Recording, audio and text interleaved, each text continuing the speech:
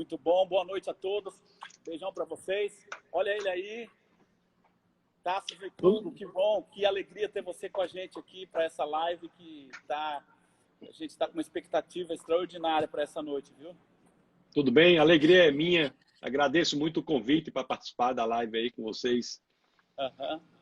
Coisa boa. Então, eu quero, antes de mais nada, te apresentar, né? Eu coloquei aqui, eu estava olhando um pouquinho hoje sobre ali no Defesa da Fé, no seu site, e eu peguei o seu currículo lá. Se você me permitir, eu quero ler. Posso ler aqui? Fique à vontade. Não sei se vai ser muita relevância, não, mas fique à vontade, meu querido. eu vou ler.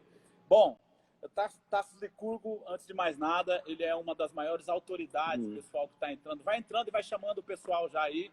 O pessoal da igreja vai divulgando essa live nos grupos aí, ok? O Tasso Licurgo é uma das maiores autoridades que a gente tem hoje no Brasil a nível de apologética. E eu já tenho acompanhado ele há algum tempo e tive o privilégio de conhecê-lo pessoalmente em Tulsa, lá em Oklahoma. Eu fui no Interbible lá e aí ele fez um tour com a gente lá na Oral Roberts, né? E apresentou para a gente, para um grupo ali de ministros, essa universidade fantástica. Então, mas há muito tempo acompanho ele já, o trabalho, as palestras e seu ministério, e é algo que me edifica demais. Por sinal, eu tive muita vontade de fazer um simpósio, Tasso, um simpósio de apologética, convidando os meus amigos, eu tenho muitos amigos pastores aqui, fazer um negócio bem grande num anfiteatro, um local fora a igreja, entendeu? Quem sabe a gente pode alinhar isso futuramente, na hora que passar tudo isso. Isso, né? Quem sabe. Estou inteiro à disposição. O seu currículo, ok? Então vamos lá. Tasso Licurgo é presidente da Defesa da Fé, Ministério Internacional, pastor ordenado pelo Rema. Inclusive, eu estava lá na sua ordenação, naquela conferência. Foi lindo demais. Advogado, professor da UFRN, professor convidado também do RBT, College, o Rema Bible Training, né? Professor visitante da Oral Roberts University, de 2012 a 2015. Ele também é pós-doutor em apologética cristã pela Oral Roberts e sociologia jurídica pela UFPB.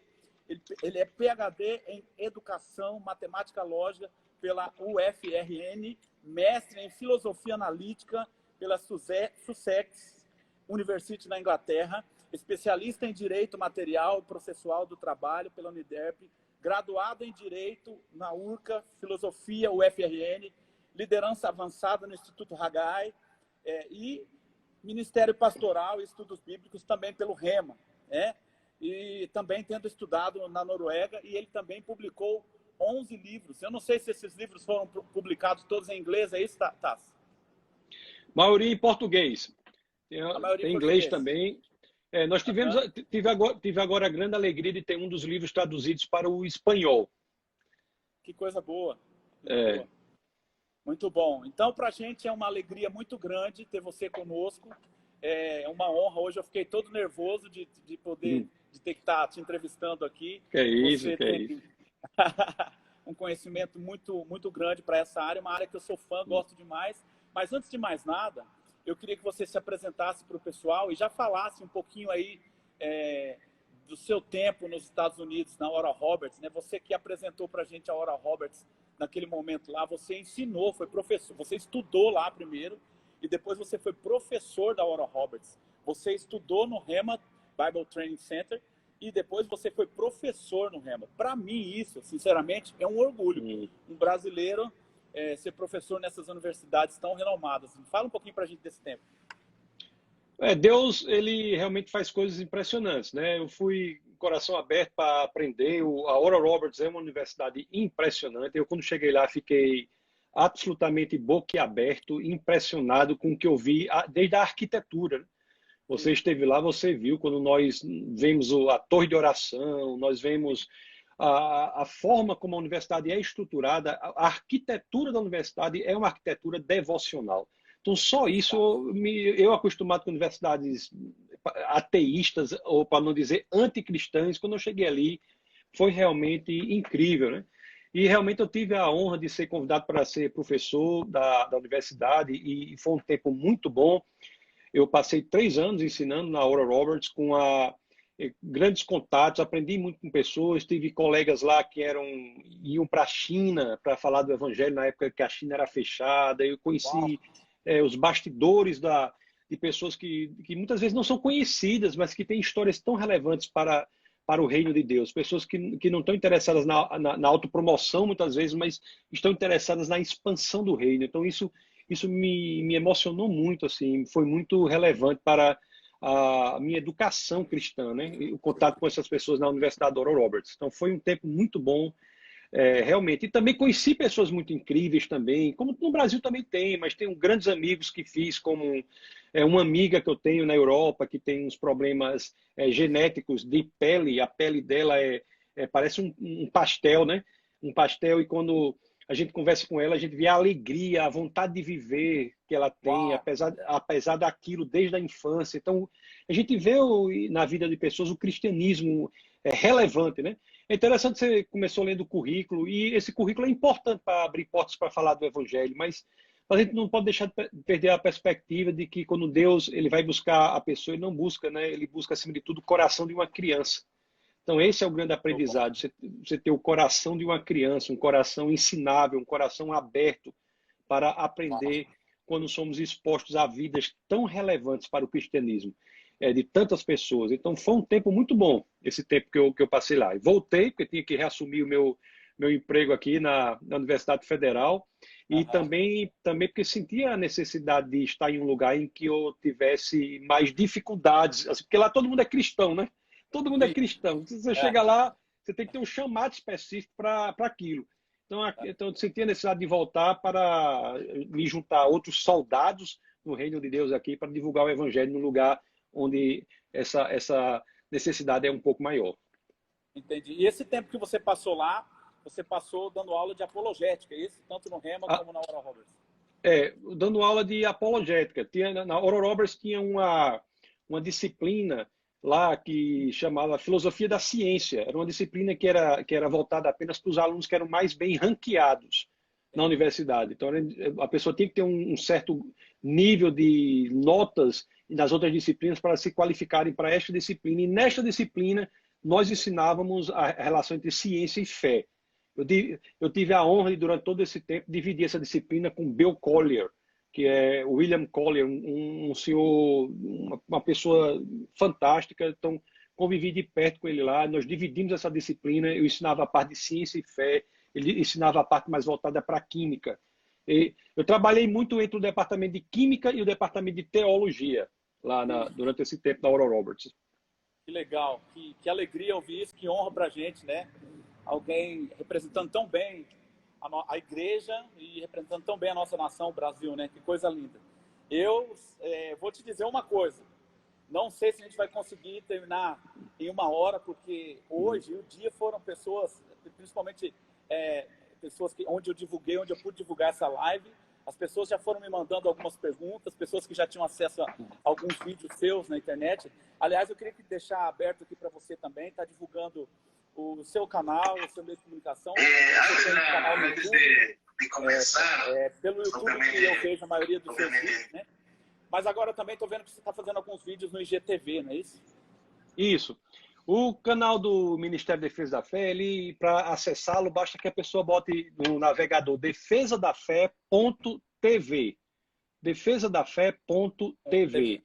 Aí será redirecionado para o Ministério, para o canal do Defesa da Fé. Defesadafé.tv. E nós temos também no Instagram, né? Tem o @Defesa da Fé e tem o @tassos.licurgo. Então, basicamente, são esses os canais que nós divulgamos esses vídeos. É sempre um desafio, né? Nós fazermos vídeos que sejam mais objetivos, mais relevantes, que sejam vídeos que possam impactar na palavra de Deus de maneira objetiva. Então, eu estou aprendendo nisso aí. Inclusive, eu estou até... Imagino que seja difícil para você. Eu estou até pensando e estudando a forma como Jesus ensinava. Uau, muito bom. Então, isso é uma... Eu estava até lendo ontem à noite, passei parte da noite lendo sobre como Jesus ensinava. Então, você tem várias coisas interessantes na forma como Jesus ensinava, né? O uso de exemplos, mas também, sabe o que tinha uma coisa interessante como Jesus ensinava? Ele acreditava nos discípulos. Ele tinha alta expectativa em relação aos seus alunos. Então tem lições preciosas nos evangelhos até para isso, né? Você, quando ensina algo, é importante que você tenha alta expectativa em relação aos seus alunos. Você tenha a convicção de que eles podem fazer muito. E, de fato, fizeram. Quando nós vemos em Pentecostes, você vê para Pentecostes, tinha mais cristãos naquele dia do que Jesus viu durante sua vida todinha. Então, os alunos foram, de fato, e levaram adiante aquela palavra de Jesus, né? Fizeram mais do que ele. Muito bom. Bom ouvir isso. Ouvir isso de você ainda é muito importante, né? Esse chamado de ensino, chamado de mestre, mas também atentando e se preocupando com o que o aluno está recebendo. O feedback do aluno, né? A compreensão, às vezes você tem que descer o nível mesmo para poder alcançar, né? E muito importante isso. Alguém perguntou aqui agora, não estou sabendo, mas perguntaram aqui se já saiu o curso de apologética. Tem um curso gratuito de apologética. Eu estou tentando fazer no Ministério as coisas, na medida do possível, sempre gratuitas, né? Então, e tem um curso lá que você acessa se você botar faith.college no seu navegador. faith.college, faith.college. Basta você botar isso no navegador que você é encaminhado para uma área lá que tem um curso introdutório de apologética que eu estruturei gratuito. Eu estou querendo separar um tempo aí para fazer um treinamento de apologética mais sistemático. Uau, bom, na internet. São muitas atividades, né, como você também tem, todos nós temos muitas atividades e às vezes nós ficamos até constrangidos, porque às vezes é tanta coisa, mas a gente olha assim, o que Deus fez na nossa vida, por mais que a gente se dedique de volta, ainda não é o suficiente. Mas eu estou pedindo ao Senhor que eu possa ter um tempo específico, tirar um dia por semana para me dedicar a esse projeto, ou uma tarde por semana, ou 2 tardes, para me dedicar ao projeto dessa produção de um curso mais profundo sobre apologética. Já tem o passo inicial, está feito, só é você entrar lá e que vai ter o curso está lá. Se você repetir, tem uma equipe aqui que vai postar agora. Bota esses sites aí, ó. Primeiro, tem muita coisa no YouTube, defesadafé.tv. Tem uma defesadafé.tv. Pronto, basta colocar isso no navegador, você vai para o canal do Defesa da Fé e lá tem uma playlist sobre apologética. Então tem muita coisa relevante nessa playlist, tem sobre vários assuntos. Então só aí já é uma oportunidade boa, né, de exposição. Tem também o blog, que tem no defesadafé.org/blog, que tem lá alguns textos sobre apologética, então textos importantes, que sempre nesse intuito de fazer de forma resumida, direta, as coisas. E são esses os principais. E tem esse curso introdutório que está nesse site, faith.college. Então, basicamente, são essas coisas aí que tem o material importante para a apologética. Ok, muito bom. Então, vamos lá. Eu queria que a gente está falando sobre apologética e existem pessoas que talvez nem saibam o que é apologética. Eu queria pedir para você explicar o que é apologética e qual a importância, Tasso, do estudo da apologética para a igreja cristã hoje. Pois é, eu estava até fazendo uma live para Portugal, eu acho que 2 dias atrás, hoje é quinta, né? Na terça-feira, para Portugal, e essa pergunta foi feita e é interessante como a igreja do Senhor, eu noto que ela está se abrindo mais para a apologética. A apologética é o esforço de apresentar as razões da esperança que há em nós.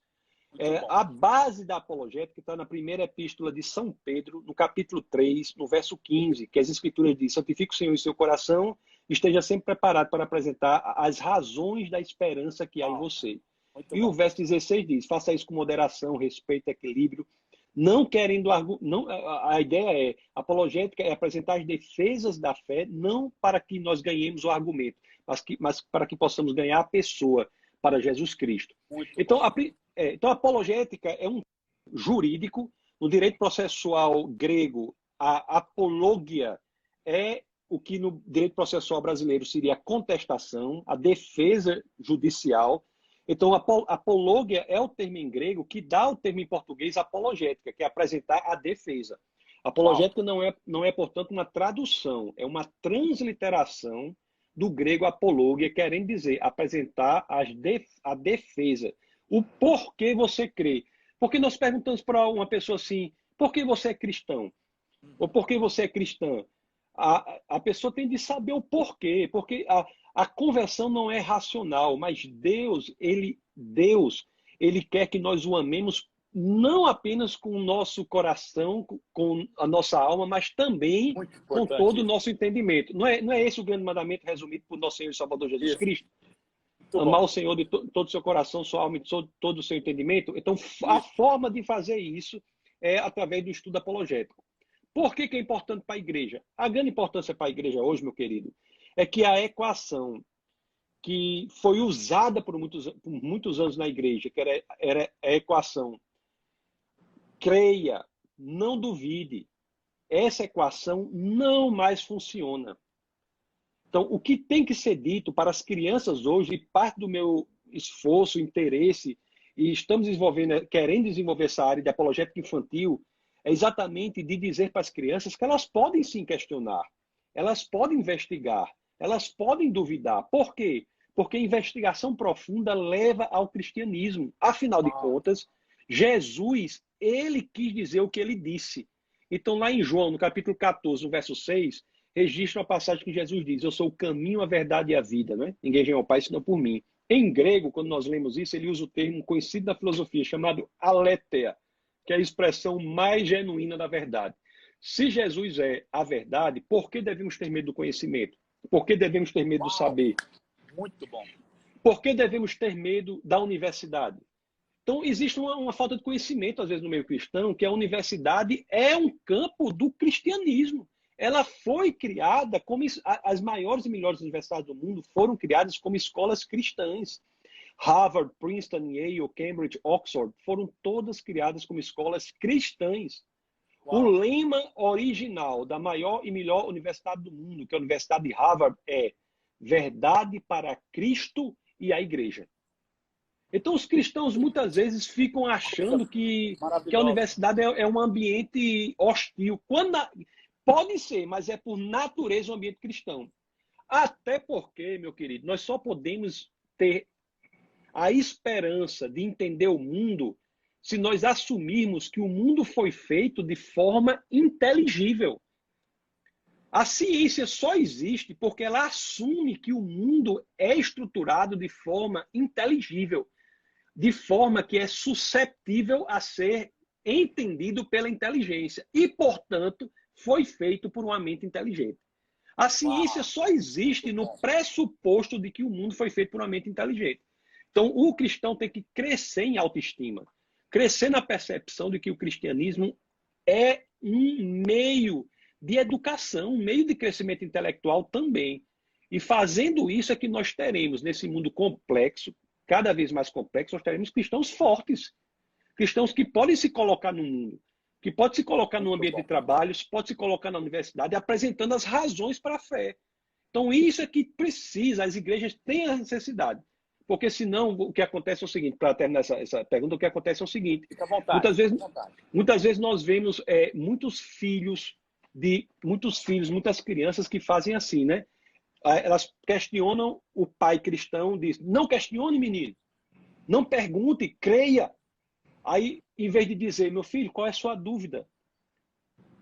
O questionamento raso pode levar ao ateísmo, o profundo leva ao cristianismo. Vamos aprofundar. Nossa, muito bom. Cara. Quando você faz isso, a criança vai, de fato, ter uma convicção genuína de que o cristianismo é verdade. Então, o que está acontecendo é que as pessoas anulam isso na criança. Aí nós temos adolescentes superficialmente santos, mas que muitas vezes vão crescendo e se desviam. Por quê? Porque acham que aquilo é uma fantasia. Olha, você não tem noção, meu querido, da quantidade de e-mails e contatos que nós recebemos do Ministério Defesa da Fé, de pais desesperados em relação aos seus filhos. E muitos desses pais são pastores. Meu Deus. É uma realidade, estamos perdendo os nossos jovens. De cada 4 jovens, 3 abandonam o cristianismo quando entram na universidade ou nos últimos anos do ensino médio. Isso porque não consegue dar... Muito importante a gente estar atento quanto a esses dados. Muito Exato. Isso por quê? Porque não são treinados a darem respostas articuladas e inteligentes para os desafios céticos que enfrentam na universidade. Nossa. Então, a apologética serve para quê? Para treinar os jovens para o mundo real. É para isso que serve. Muito bom, muito bom, muito bom, muito bom mesmo.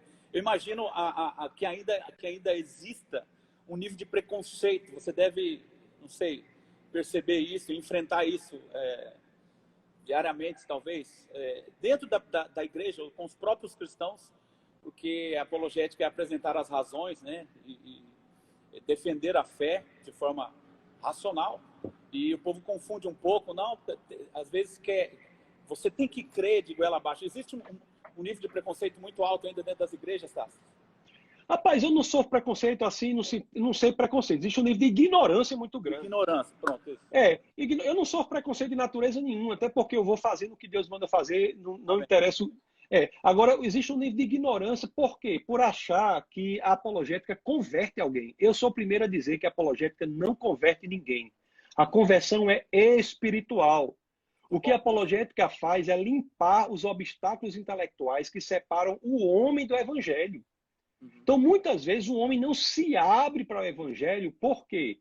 Porque tem obstáculos intelectuais o separando da exposição ao evangelho do nosso Senhor e Salvador Jesus Cristo. Então, a pessoa diz que por que não se abre? Várias coisas. O Big Bang, como compatibilizar Deus com o Big Bang? Porque ele vai para a universidade e aprende o Big Bang. Evolução, existe ou não? A Bíblia é um livro como outro qualquer. Jesus Cristo foi apenas mais um profeta. Então, essas coisas fazem com que a pessoa não se entregue por completo à ação do Espírito na vida dele. Então, a apologética, eu quando ando na rua e vejo esse pessoal lixeiro, gari, né? Chama gari aí? Sim, gari. Quando eu olho para um gari, eu acho muito semelhante ao trabalho que o apologeta faz. Se você tem uma profissão no mundo que é parecida com a profissão do apologeta, é a profissão de gari. Por quê? Porque é exatamente a de limpar os lixos, as sujeiras, os obstáculos que estão entre o homem e o evangelho. Então, isso é apologética. Quando as pessoas entendem isso, não é? Aí começam a abrir mais. E outra coisa, fazer apologético ou não é uma questão de opção. Existe um mandamento escritural. Muito bom, muito bom. Se você pode, é uma questão de opção você ser cristão ou não. Sim. Mas se você optar por ser cristão, você entra num sistema de pensamento em que há um mandamento específico para você, entre outros tantos, mas há um mandamento específico na 1 de Pedro 3,15 que diz que você deve estar apto a apresentar as razões da esperança que há em você. Então, a apologética é dar efetividade ao mandamento escritural que está ali, no livro da vida, na revelação de Deus. Muito bom mesmo. Eu tenho algumas coisas aqui que eu anotei e eu queria começar aqui. Hoje eu vi um vídeo seu, inclusive peguei dele, ok? Eu vi você falando um pouco sobre a existência do mal no mundo. E na ocasião você respondia uma pergunta a respeito de onde estaria Deus diante disso. Né? Então, fale um pouco sobre a diferença do mundo que Deus criou e o mundo que existe pelas consequências dos atos humanos. Esse vídeo, inclusive, está disponível agora lá no Instagram. Se você entrar no tassos.licurgo, esse vídeo sobre essa questão está no 3ª ou 4ª publicação lá. A pessoa consegue ver com mais detalhes depois da live. Mas o que as pessoas não entendem, a grande dificuldade que há entre as pessoas é distinguir o que Deus permite e que Deus quer. Nem tudo que Deus permite, Deus quer. Tudo que ocorre, ocorre porque Deus permite. Mas nem tudo que Ele permite, Ele quer. Aí a questão que aparece é, por que Deus permite coisas que Ele não quer? Ora, Ele faz isso porque Ele nos criou como seres maduros moralmente. Seres que arcam com as consequências de suas decisões morais. É por isso que vivemos em um mundo em que é possível fazer o que Deus não quer, embora Ele permita. Do contrário, nós teríamos uma espécie de ética robótica, em que faríamos exatamente aquilo que fosse determinado, que nos fosse determinado a fazer. Num mundo como este, numa ética robótica, este mundo é eticamente inferior ao mundo em que vivemos. O mundo em que vivemos é um mundo em que o mal é possível e o bem é possível. Em que você pode escolher o certo tendo a possibilidade de errar. Este mundo é o mundo mais perfeito moralmente. Por quê? Porque é o único mundo em que o amor genuíno pode ocorrer. Você não pode forçar uma pessoa a amar outra. Você pode até forçar a ela se comportar como se amasse. Mas o amor genuíno pressupõe a opção de não amar. O amor genuíno pressupõe a opção de odiar. Só há amor genuíno quando a pessoa, podendo não amar, opta livremente pelo amor. Então, o amor, que é o ápice da moralidade, só pode existir no mundo em que o erro é possível e o acerto é feito pela opção, pela liberdade daquele que ama. Então, este mundo é um mundo moralmente mais sofisticado por isso, porque podemos acertar e podemos errar. Quando escolhemos acertar, quando escolhemos amar a Deus, podendo não amar, é que temos o amor genuíno. Do contrário, haveria não amor genuíno, mas uma obrigatoriedade de um comportamento como se amasse. Mas o amor só existe na possibilidade do não amor. Então, este mundo é o mundo em que tudo que ocorre, Deus permite. Não existe nada fora da permissão de Deus. Mas muito do que Deus permite, Deus não quer. Essa é a grande dificuldade de entendimento das pessoas em relação a essa questão. Perfeito, perfeito, perfeito, perfeito. Muito bom, muito bom. Vamos para a próxima aqui. Bom, também peguei de algumas coisas que eu assisti durante o tempo aí. Nós sabemos que Deus está fora do tempo, então ele já conhece o nosso futuro, não é verdade? Muitos, por conta disso, não compreendem o livre-arbítrio dado por Deus e a todo ser humano. Eu queria que você falasse um pouquinho sobre isso, coisa que eu tirei também de alguns vídeos que assisti o seu. Quando nós vivemos no tempo, dentro da dimensão temporal, então, para que o futuro ocorra como queremos, nós temos que mover as peças no presente. Por exemplo, se eu digo daqui a 2 segundos, um copo de água estará a 2 centímetros de mim, eu tenho que agora colocar esse copo ali, para essa previsão ser correta. Exato. Deus não é como a gente. Deus, ele criou o tempo. Por ele criar o tempo, ele consegue ver o passado, o presente e o futuro da mesma perspectiva. Deus, outro erro que tem, você pode, Deus é eterno. Isso é correto, mas é incompleto. É correto, Deus é eterno, mas Deus é mais do que eterno. Deus é atemporal. Porque ele está fora do tempo. A atemporalidade de Deus é que faz com que ele saiba o nosso futuro, que livremente nós decidimos. Porque ele está fora do tempo. Então as pessoas também têm dificuldade de saber assim. Por exemplo, Deus sabe quem vai ser salvo? Sabe. Deus está fora do tempo. Deus vê tudo, o passado, o presente e o futuro. Isso quer dizer que ele está escolhendo quem vai ser salvo? Não. Muito bom você falar nisso. Acho que eu ia perguntar isso aí daqui a pouco, mas pode falar já, que algumas pessoas creem na predestinação fatalista, né? Fala um pouquinho sobre isso aí. Muitos que creem têm a dificuldade de entender como Deus conhece o futuro se ele não predestina. Isso. O entendimento para isso é que Deus conhece o futuro sem predestinar pelo simples fato de que ele é atemporal. A cognoscibilidade, a capacidade de conhecimento de Deus do futuro não implica que Deus tenha de mover as peças no presente. Essa é a grande dificuldade de entendimento das pessoas. Por ele estar fora do tempo, ele consegue ver o que livremente nós decidimos. Livremente nós agimos. É por isso que ele sabe o que ocorrerá no futuro. Mas o que ele já sabe que ocorrerá no futuro, ele já sabe o que livremente decidiremos agora. Como isso é possível? Porque ele mora fora do tempo.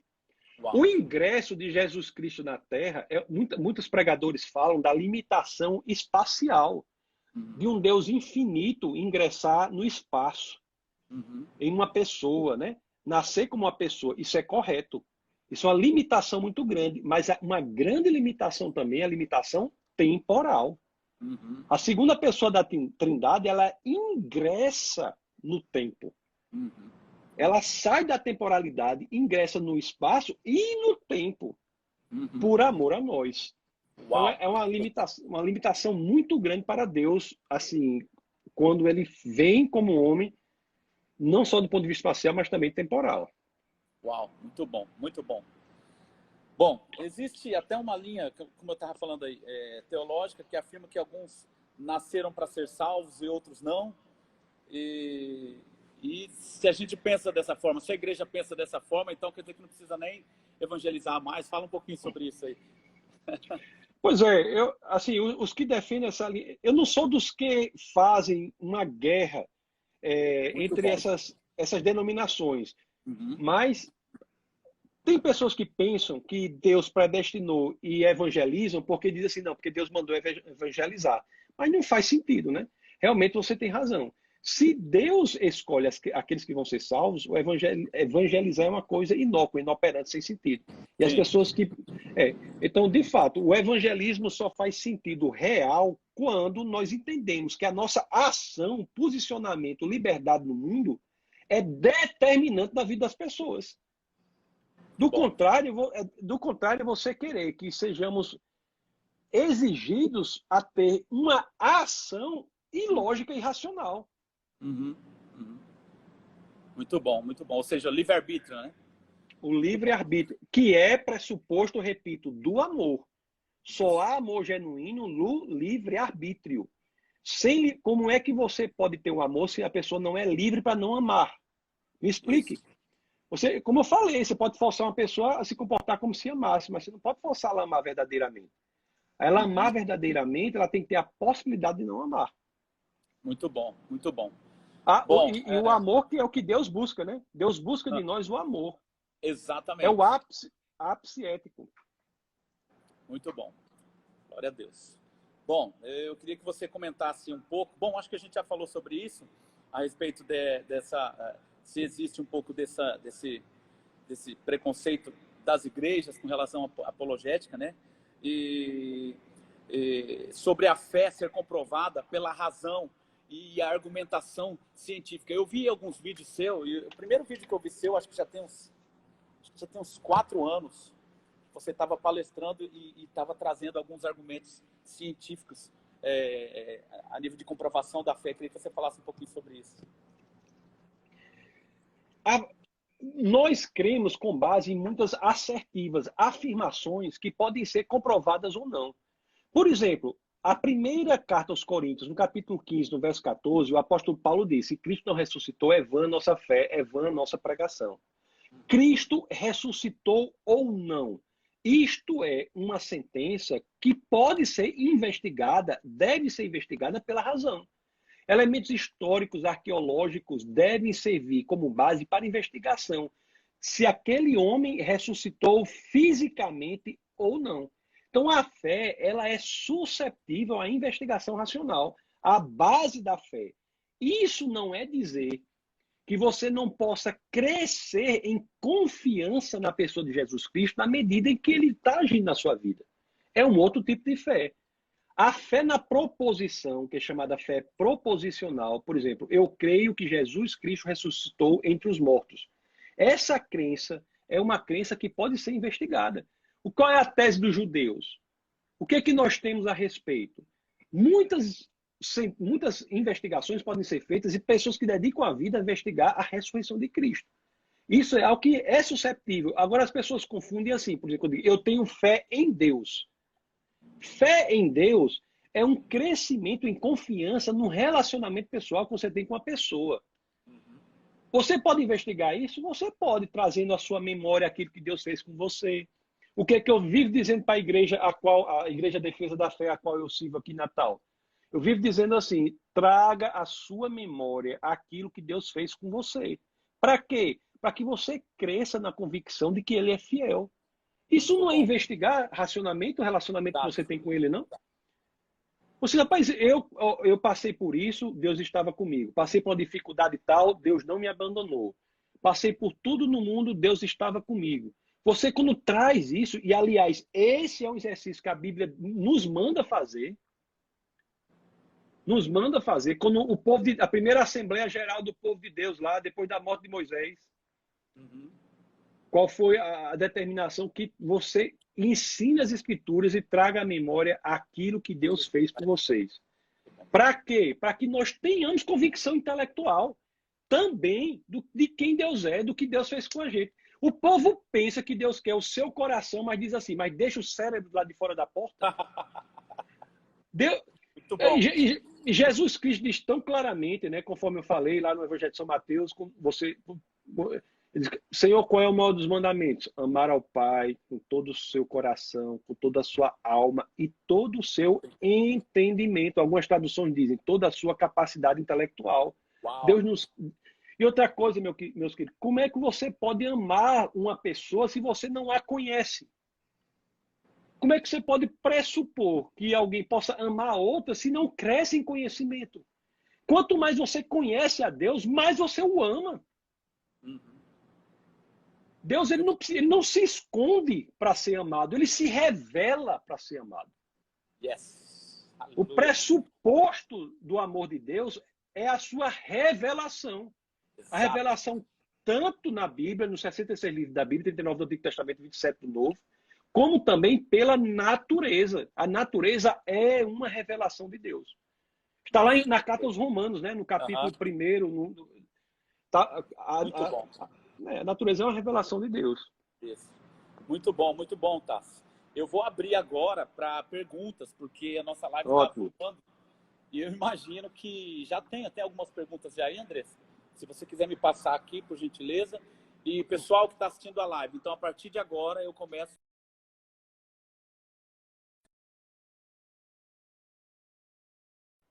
Isso, vamos lá. Eu estou aceitando por airdrop as perguntas aqui.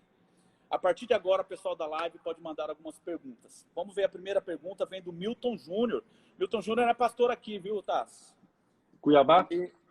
Vamos lá, tá aqui. Na sua opinião, qual é o maior desafio que hoje se encontra para a defesa da fé? E qual a melhor forma da igreja se posicionar em fé quanto a tudo que se vive?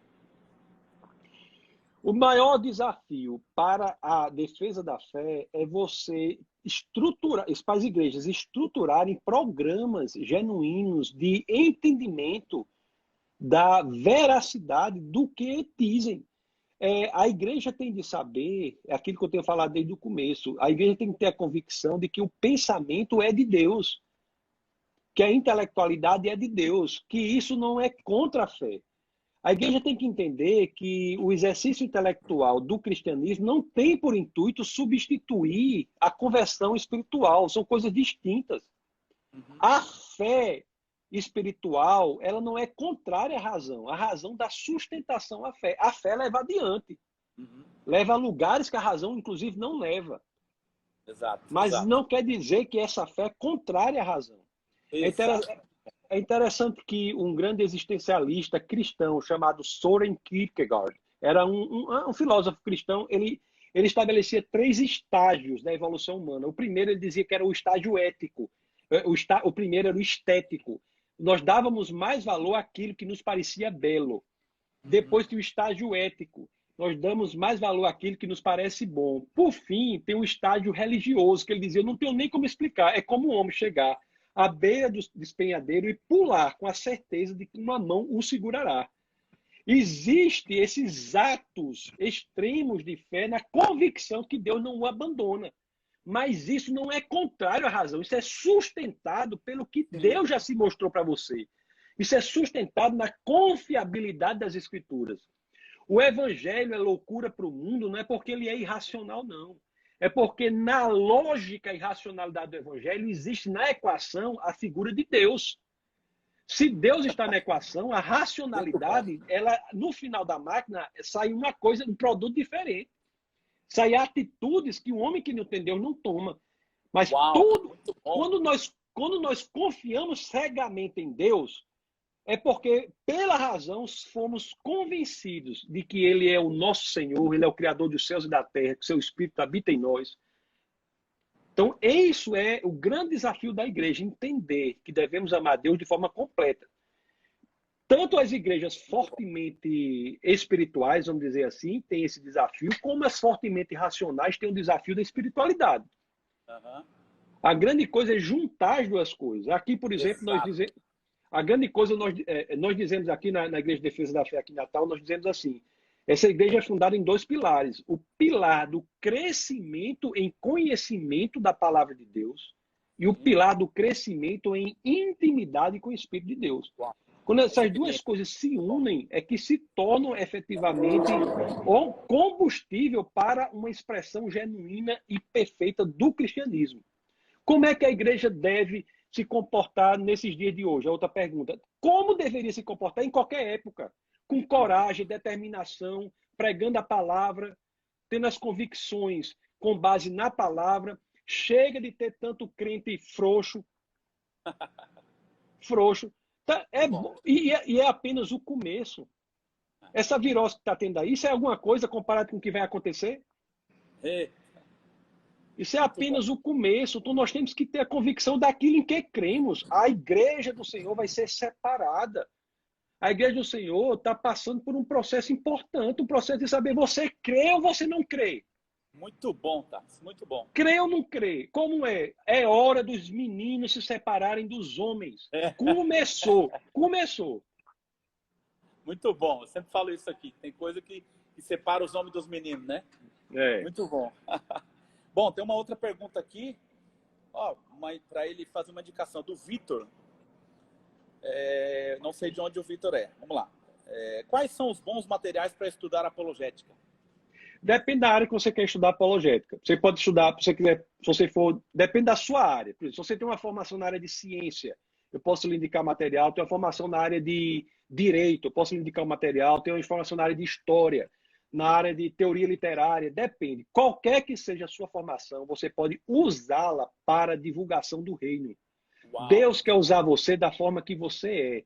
Deus tem estratégias diferentes para pessoas diferentes. Então, eu tenho uma vocação mais generalista. Eu gosto de todas as áreas. Mas não é obrigado você ser assim. Você pode ser uma pessoa, por exemplo, que seja um grande amante da história. Você pode dedicar sua vida a estudar as provas históricas da ressurreição de Cristo.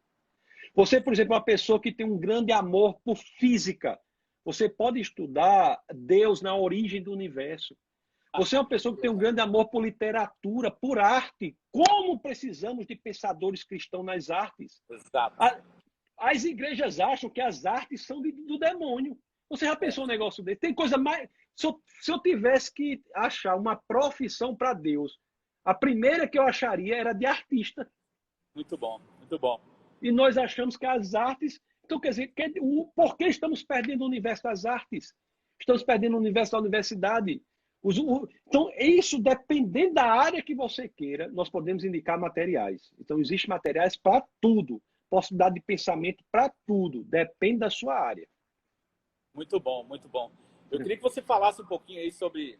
Talvez, eu acho que é a pergunta que mais fazem para você, né? Sobre esse contraste da fé, do evolucionismo, o Big Bang, né? Então, eu já vi também vídeo seu, que pessoas perguntaram a respeito. Você nossa, falou muito bem. Eu queria que você falasse um pouquinho sobre isso.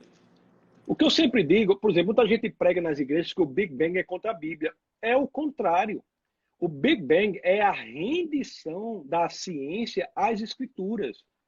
O princípio por trás do Big Bang é o de que tudo foi criado a partir do nada, tudo veio a existir a partir do nada.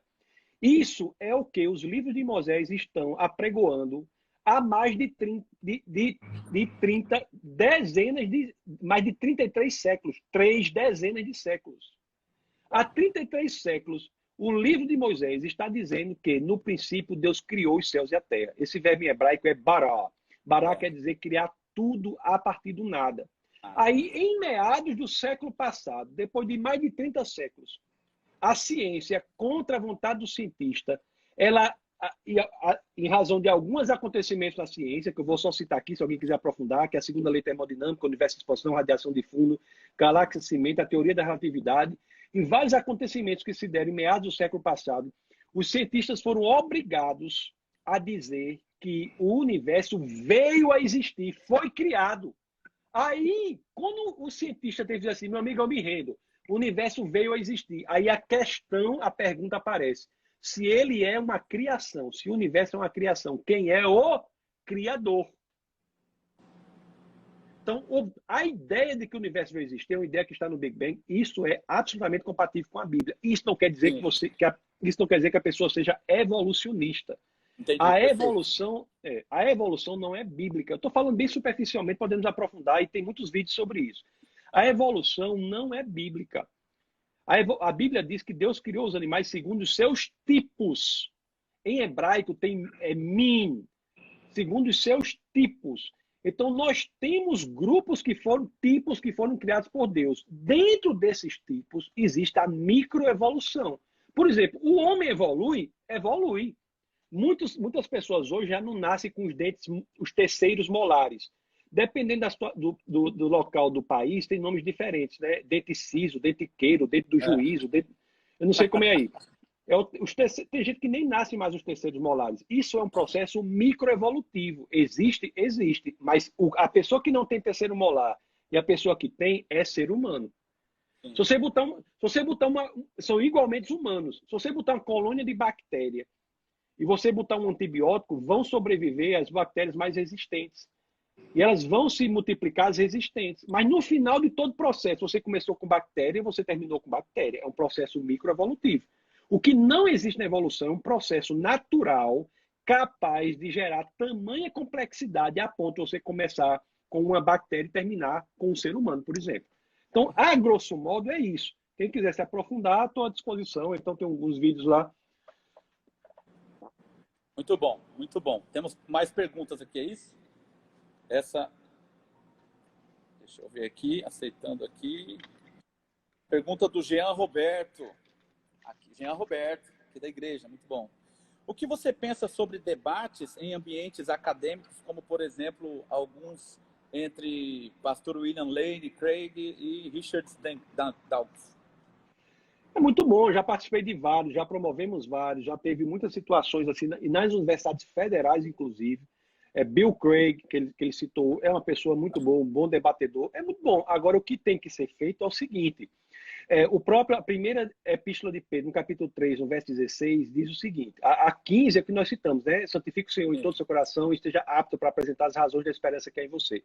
O 16 diz assim, mas faça isso com moderação, com respeito, com equilíbrio. Você cristão não vai debater, não é para humilhar o outro, para destruir o outro. Não. Você tem que debater para, muitas vezes você tem que ser enfático, Jesus foi em algumas situações, mas você tem que ser enfático contra ideias. Você tem que respeitar o outro, você tem que apresentar o argumento, o seu objetivo final é ganhar a pessoa, acima de tudo. Então, quando há isso, é muito importante. Você tem que ter um treinamento específico para isso no debate, porque às vezes as pessoas lhe atacam, as pessoas argumentam injustamente, usam várias falácias pessoais. E você tem o que é que ajuda muito nisso? Vou dar uma dica pessoal. É que as escrituras nos dizem que quando nós somos atacados por defender Cristo, isso é coroa para nós. Então você tem que ter a convicção dessa glória que é você ser atacado em nome de Cristo. Não por outras coisas, viu? Você ser atacado porque você está defendendo o nosso Senhor nesses ambientes. Então eu sou favorável aos debates e, inclusive, a universidade é um ambiente em que deve prevalecer a diversidade de opiniões, a diversidade de ideias. Eu ensino, a primeira vez que eu comecei a ensinar na Universidade Federal do Rio Grande do Norte, sou professor de lá, foi em 1999, faz muitos anos. Então eu sei como é que funciona. Eu sei a dificuldade, às vezes, para você ter a possibilidade de debater. Então, a universidade é aquilo em que busca a unidade na diversidade. Então, você chegar e tem que dizer, rapaz, o que eu estou aqui é simplesmente para apresentar um ponto de vista. Eu tenho a convicção de que o cristianismo é verdade porque há argumentos para ela. Eu tinha uma aluna que chegou para mim e disse assim, às vezes quando eu falo isso, ela disse assim, professor, eu acho o seguinte, professor, eu acho que eu sou Deus, o senhor é Deus. Aí a minha sala lá tem uma janela bem grande. Ela disse assim, essa árvore aí nessa janela é Deus, a barata é Deus. Ela achava que tudo era Deus. Como se fosse uma versão assim, tupiniquim de panteísmo. Ela achou que tudo era Deus. Aí eu disse para ela, minha querida, mas que visão de mundo interessante, que visão de mundo bela. E de fato eu achei belo o grilo ser Deus, a formiga ser Deus. Eu achei uma coisa muito bonita, né? Mas eu perguntei para ela assim, você poderia me dar uma evidência disso? Você poderia desaparecer aí e aparecer aqui? Aí ela espremeu os olhos assim, não conseguiu desaparecer. Ela não me deu nenhuma evidência de que ela era Deus. Então você tem que demonstrar que o cristianismo, nós cremos no cristianismo porque ele é a verdade. Existem evidências para ele. Existem razões para a veracidade do cristianismo. Uau, muito bom. Deus não usa da crença para criar a verdade. Deus usa da verdade para que aumentemos a nossa crença, aumentemos a nossa fé. Jesus é a verdade. A verdade não é construída, a verdade é. O que é construído é nossa convicção, nossa fé na verdade, que é Jesus Cristo. Perfeito. Então, isso é que nós temos que demonstrar em todo lugar que vai, na universidade, qualquer canto. Olha, eu sou cristão porque eu tenho razões para crer. E as razões são essas. Se você é outra coisa, me apresenta as razões. Vamos debater as razões. Por isso que o debate é tão importante. Muito bom mesmo. Está sendo muito edificante, o pessoal está amando aqui, muitas perguntas.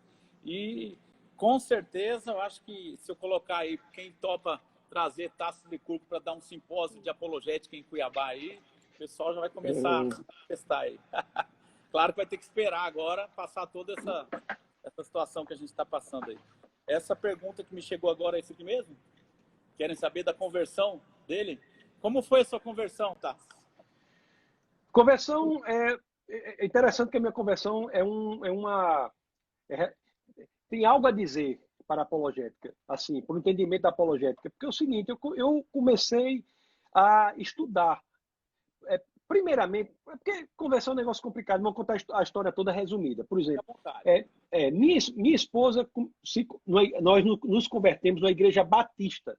Minha esposa, ela foi para a igreja, ela teve uma experiência com o Senhor em relação ao nosso filho.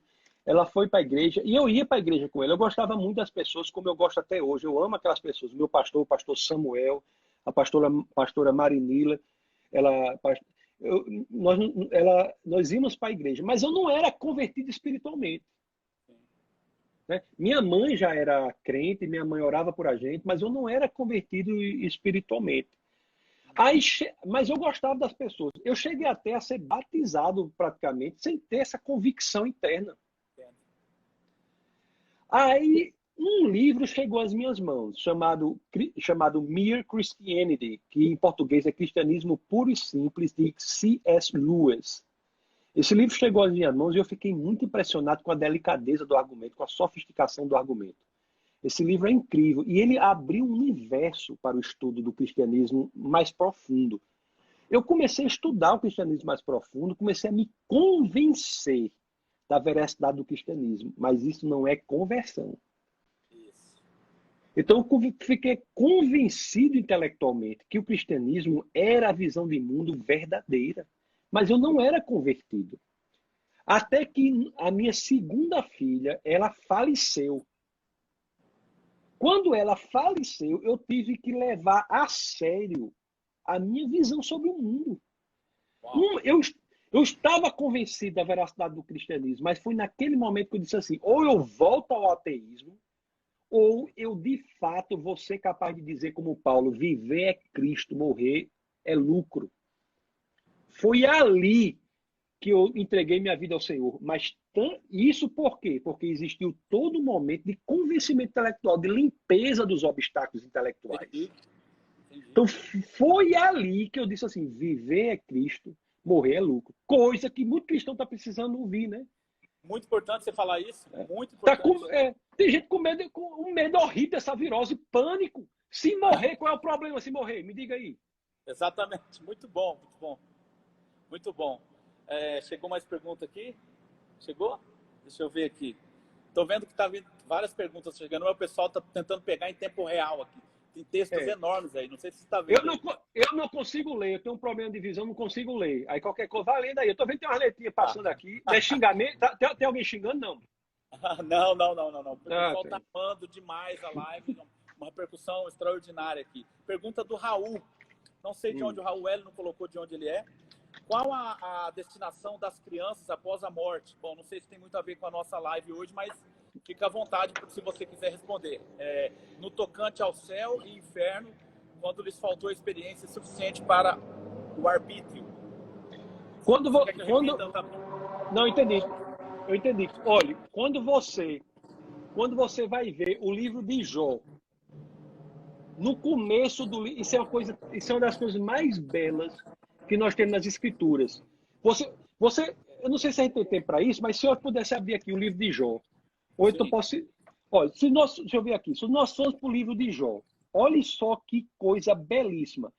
Se nós formos para o começo do livro de Jó, capítulo 1 do livro de Jó, ele vai dizer no livro quem era, o que Jó tinha. Aí lá no primeiro, verso 2, diz assim, ó.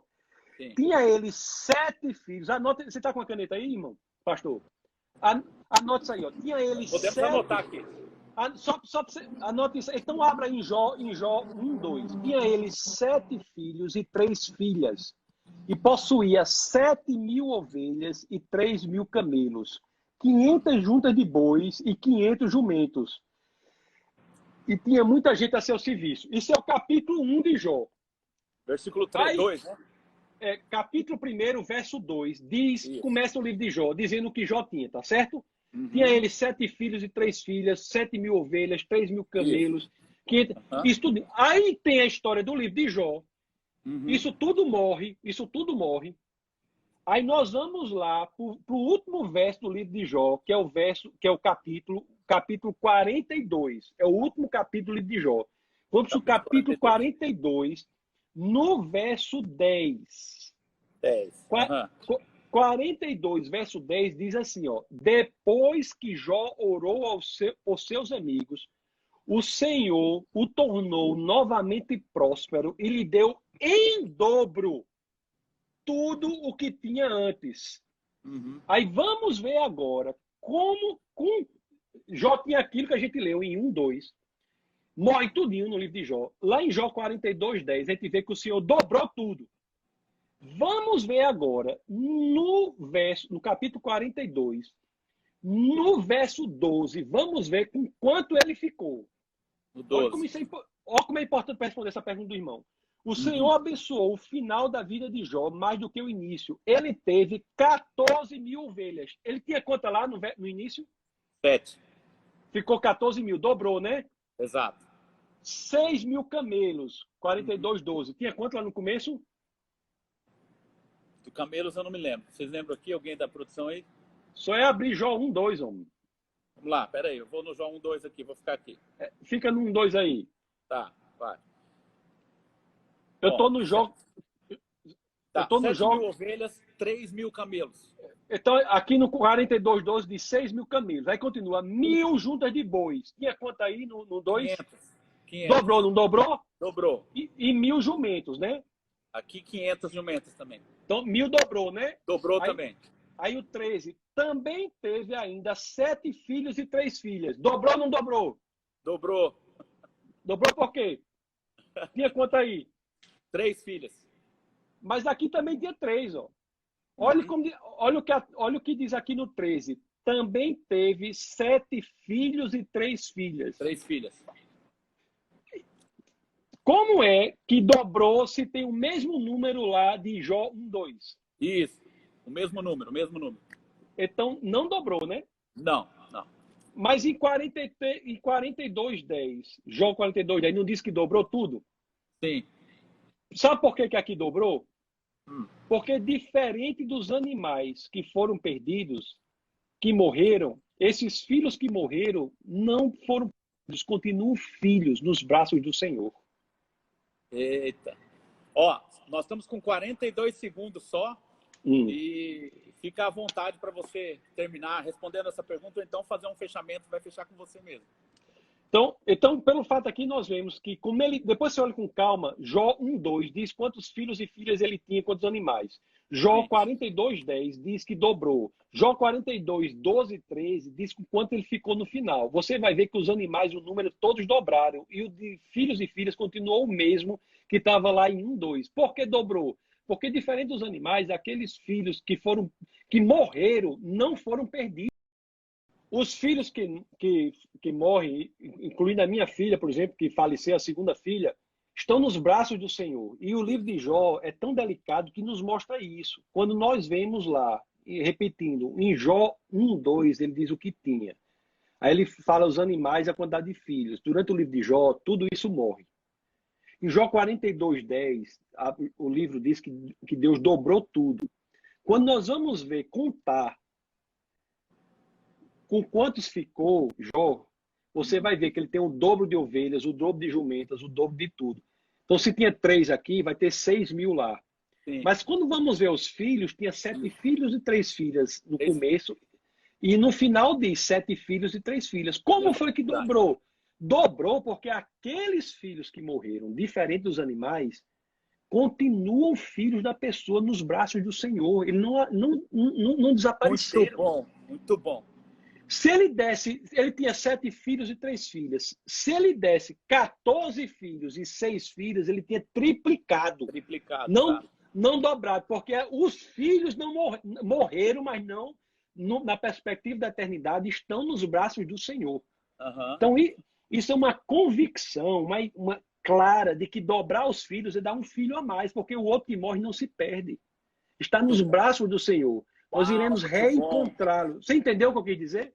Muito Então, bom. Olha a importância dessa visão também para consolar as pessoas, né? Esperando. Exato, exato. Então, a Bíblia diz, dobrou. E quando diz dobrou, você vê que deu novamente o mesmo número de filhos e filhas, porque aqueles que morreram não foram perdidos. Uau. Estão nos braços do Senhor. Por isso que dobrou. Muito bom, tá? Porque da perspectiva da eternidade, Jó no começo tinha 7 filhos e 3 filhas. Depois ficou com mais 7, mais 3. Então, ao todo, Jó ficou com 14 filhos e 6 filhas. 7 nos braços do Senhor, 3 filhas no braço do Senhor. Muito bom, muito bom. Temos então mais uma pergunta aqui. Ó, tem o pessoal de Recife entrou aqui e falou assim, olha, se realmente o Tasso for fazer o simpósio aí, nós vamos pegar o avião e vamos para Cuiabá. Falei, aí agora a gente tá tendo gente, ó, Moisés de Caruaru, no Pernambuco, ele está perguntando o seguinte, anjo tem livre-arbítrio? É possível agirmos em pecado no céu como Lúcifer agiu? Olha, onde na Bíblia tem dizendo que o céu em que viveremos é o mesmo em que os anjos estavam no início. A Bíblia diz o contrário. A Bíblia diz que Deus criará novos céus. Muito bom. E nova terra. A realidade celestial que nos espera não foi criada ainda. A não ser que essa passagem da Bíblia esteja errada. Novos céus e nova terra. Muito bom, Tasso. Perfeito. Então, às vezes as pessoas têm certas coisas que não estão na Bíblia. Aliás, qual é o futuro desse universo? É uma grande sopa cósmica fria, sem vida. A Bíblia é o único livro sagrado que fala de 2 criações. A criação original e a outra, que é novos céus e nova terra. Nossa, muito bom. Perfeito. Então, é totalmente compatível com a ideia de que esse universo vai ficar morto. Então, a realidade celestial em que os anjos habitavam é uma realidade diferente da realidade em que habitaremos. Agora, teremos livre-arbítrio no céu? Isso é uma pergunta importante. Eu já me questionei muito, pensei muito sobre isso.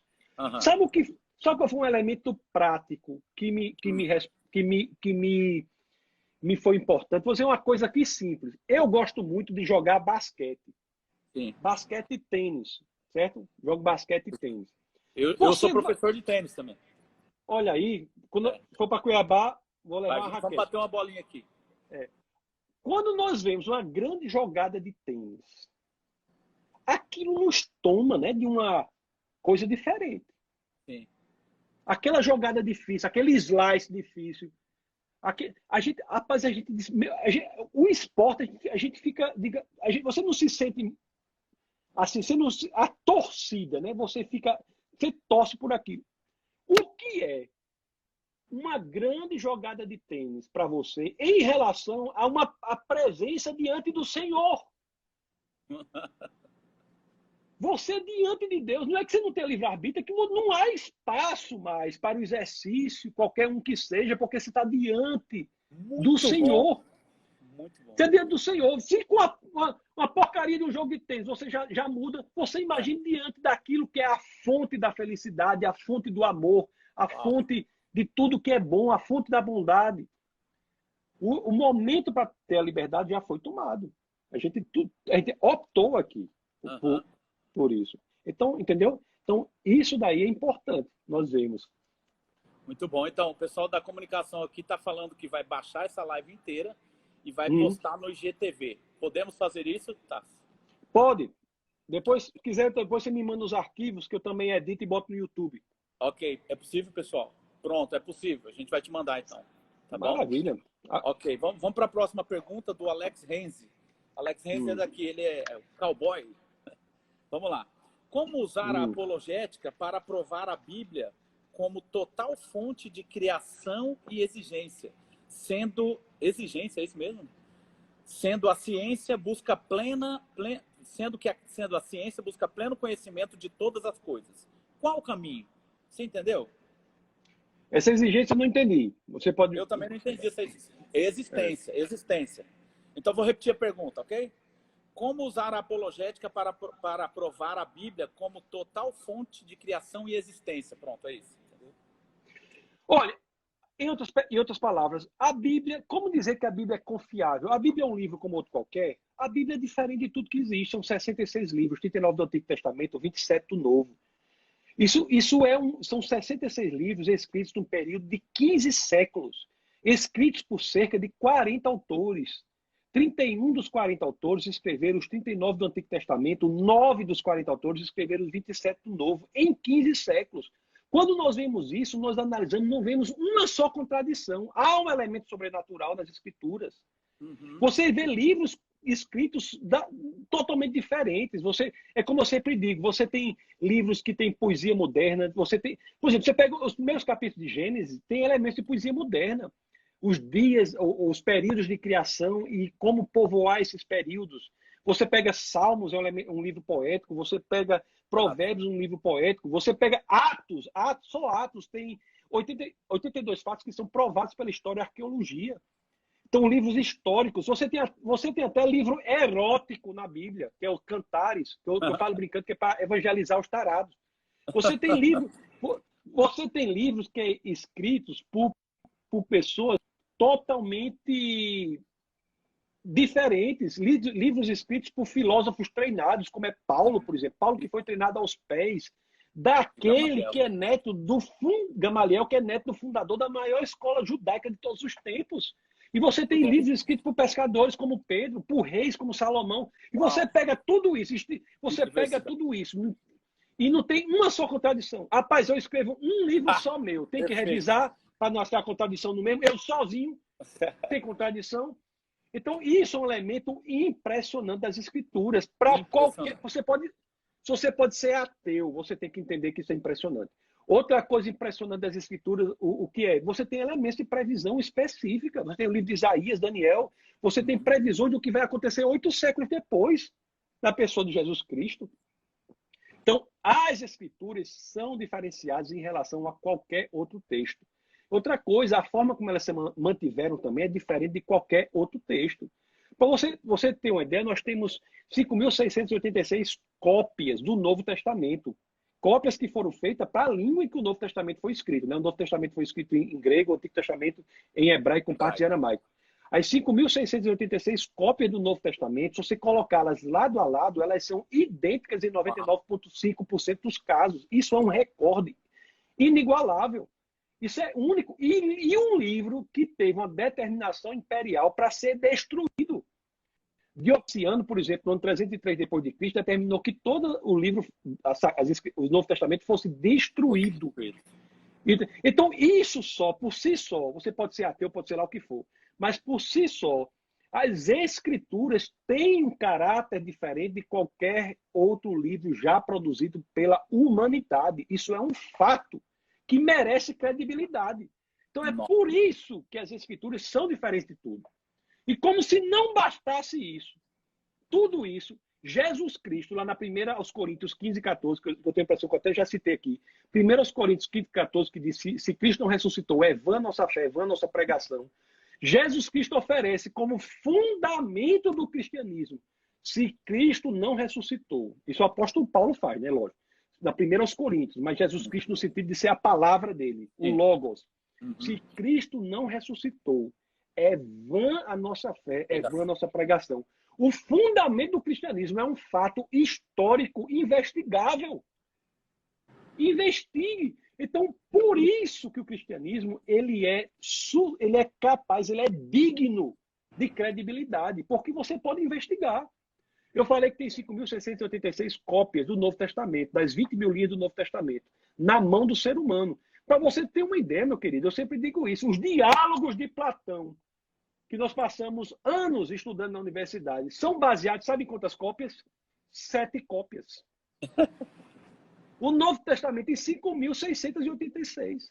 Muito bom, muito bom. Então, por que eu posso dizer que a Bíblia? Porque a Bíblia é diferenciada. Ela apresenta a possibilidade de ser investigada. A Bíblia é única. Por isso que ela é susceptível, ela é capaz, ela é digna de sofrer o nosso interesse, a nossa credibilidade. Se você não concordar, investigue. Não tem nada nas escrituras dizendo assim, se você não concordar, você deve ser trucidado. Não. Tem dizendo assim, entregue-se a Deus, busque o Senhor que ele se revelará. Isso, é isso que as escrituras dizem. Prove e veja. Aliás, os primeiros discípulos, os primeiros convertidos, nós estamos numa série agora lá na igreja aqui, Defesa da Fé aqui em Natal, sobre o Evangelho de São João. Sim. E os primeiros discípulos, qual era a estratégia? Venha e veja. Exato. Venha e veja. Até a mulher samaritana chegou lá no meio do povo e disse para o povo o quê? Não seria ele o Cristo? Vem e veja, né? Não seria ele o Cristo? Ele fez isso. Não seria ele o Cristo? Dê-se a chance de investigar o Senhor. Bom. Investigar as Escrituras. Por isso que nós podemos dizer que ela é digna de credibilidade. Muito bom. Muito bom. Acho que acabou? Ok. Não entendi.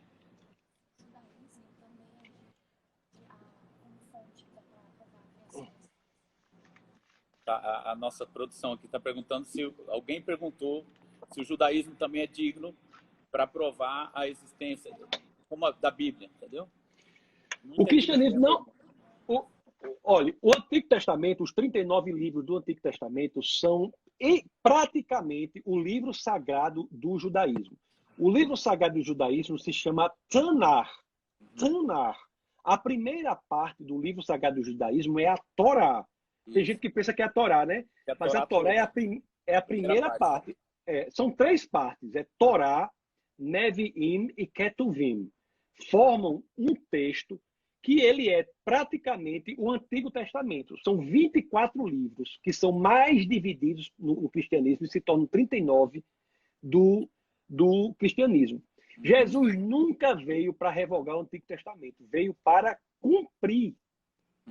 Então, o Antigo Testamento é uma revelação parcial. O judaísmo sem Cristo é uma revelação parcial. Ele aponta para o Messias, que é Cristo. Perfeito. Cristo não é um profeta. Cristo é o cumprimento das profecias. Muito bom, muito bom. Então, todo o judaísmo aponta para Jesus de Nazaré.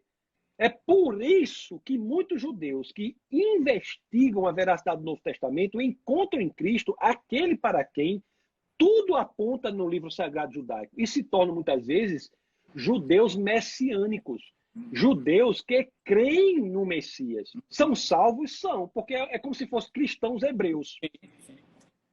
Mantêm as práticas judaicas unicamente por um elemento de tradição, de cultura, mas sabem que o Deus encarnado, o Messias, veio na figura de Cristo.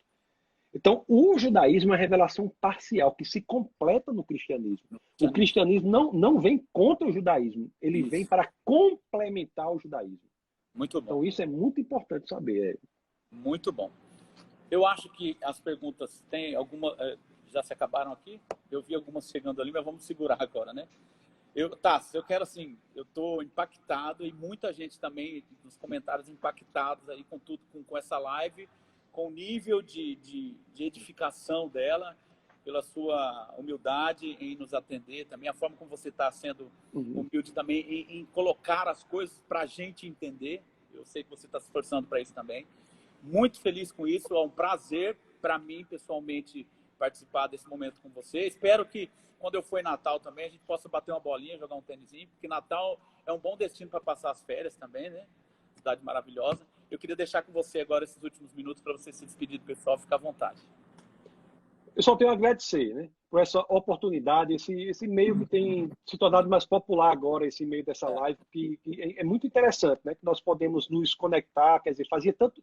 Eu o conheci lá nos Estados Unidos e desde então nós não tivemos assim contato e ter essa oportunidade de ver você aqui, para mim é uma alegria muito grande, né?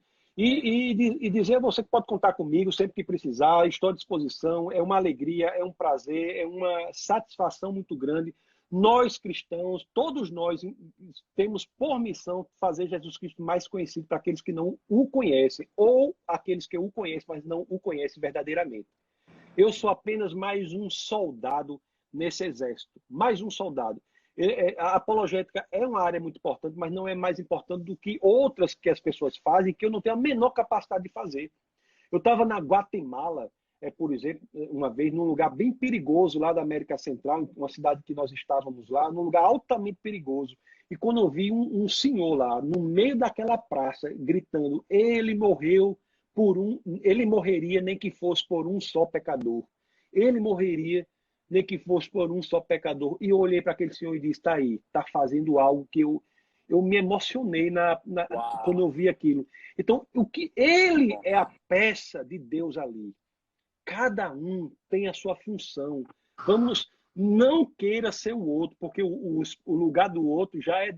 assim, queira ser você mesmo. Muito Deus bom, quer usar você como você é. Não existe mais ou menos importante. O que existe são especialidades diferentes que juntas se tornam o corpo de Cristo. Um só cabeça que é o Senhor. Então, assim, nada mais estou fazendo aqui do que a alegria de estar junto de você e de todos que estão aqui para que possamos juntos crescer nessa convicção de que é necessário que atinjamos o mundo perdido. É necessário que nós superemos essas distinções doutrinárias que muitas vezes as pessoas gastam tanta energia para isso. Exato. É necessário que nós tenhamos a convicção de que Deus conta conosco. O tempo está perto. Eu já estou dizendo, já estou com a boca mole de dizer em todo canto. Urge que nós nos envolvamos na tarefa de tornar Jesus Cristo mais conhecido. Eu tenho a impressão que não vai durar muito ainda não. Que Jesus está perto desse negócio e dá uma solução. Então, vamos nos dedicar. Então, amigo, minha palavra para você é de agradecimento por essa oportunidade. Para mim é uma alegria. Graças a Deus deu certo. Estamos aqui conversando e conta comigo. Aqueles que quiserem, tem muitos vídeos lá que eu vou sempre colocando. Vou tentar colocar mais alguns. Tem muitos lá. Eu repito, é no defesadafé.tv.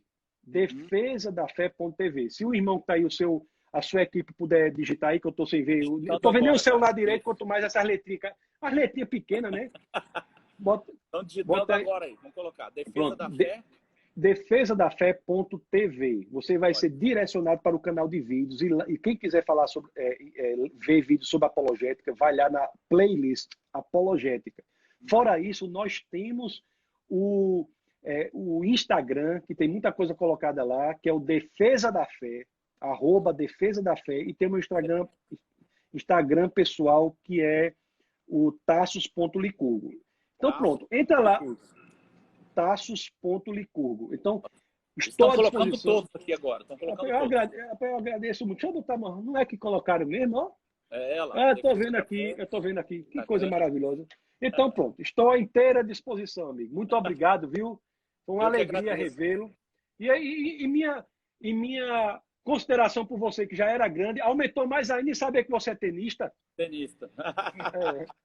Eu estou muito feliz, eu vou te ser bem sincero, eu já te admirava acompanhando dos vídeos, mas agora principalmente pela sua humildade e maturidade também. Lidar com conhecimento profundo, às vezes a gente vê muita gente se perdendo, mas a forma como você aborda, como você ensina, mostra um nível de maturidade impressionante. Muito feliz em te conhecer mais proximamente. Melhor ainda agora, viu? Beleza, querida. A alegria é toda minha. E aí vai um agradecimento à sua equipe aí, maravilhosa, que fez com que tudo isso acontecesse, verdade, viu?